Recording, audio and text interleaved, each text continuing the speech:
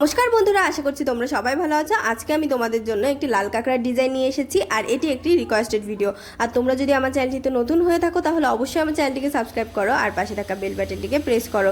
তো চলো এবার আমরা ডিজাইনটি দেখে নেব।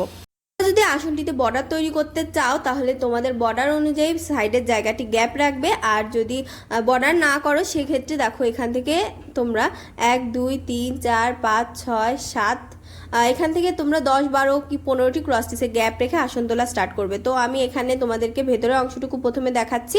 এখানে 5টি ক্রস স্টিচের লাইন আছে, তারপরে দেখো 1 2 3 4 5 6 7টি ক্রস স্টিচের লাইন, দুই সাইডে একটি একটি করে বেড়েছে।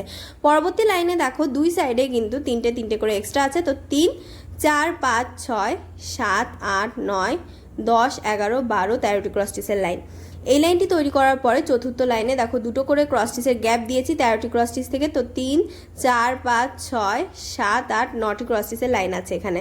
পরবর্তী লাইনে দেখো একটু একটু করে বাড়িয়েছি 1 2 3 4 5 6 7 8 9 10 11টি ক্রস স্টিচের লাইন।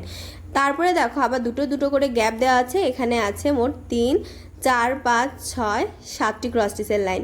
আর ওপরের লাইনে দেখো দুটো করে কিন্তু দুই সাইডে এখানে দেখো কালো অংশ দিয়ে করেছি, দুটো করে গ্যাপ আছে, তারপরে একটি করে কালো, আবার মাঝে কিন্তু একটি সাদা দিয়ে পূরণ করে নিয়েছি।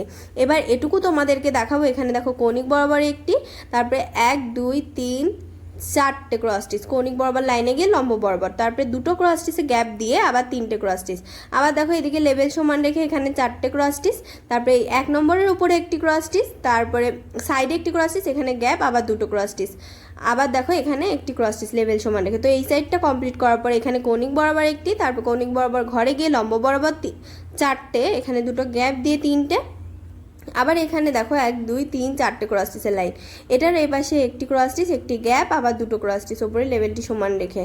তারপরে দেখো এই কৌণিক বরাবর দুটো ক্রস স্টিচ। তো এটুকু কিন্তু কমপ্লিট হয়ে গেল। এটি কমপ্লিট করার পরে এই দেখো দ্বিতীয় লাইনটির থেকে এখানে কৌণিক বরাবর একটি, তারপরে 1 2 3 লম্ব বরাবর নিচের দিকে, আবার দেখো কৌণিক বরাবর একটি, আবার লম্ব বরাবর নিচের দিকে, আর 3টে ক্রস স্টিচ যেখানে এক্সট্রা আছে তার কৌণিক বরাবর একটি, আবার লম্ব বরাবর নিচের দিকে দুটো, আবার এই সাইডেও কিন্তু সেম একটি, আবার দুটো, আবার এখানে দেখো দুটো পাশাপাশি আবার কৌণিক বরাবর একটি, এখানেও দুটো পাশাপাশি কৌণিক বরাবর একটি।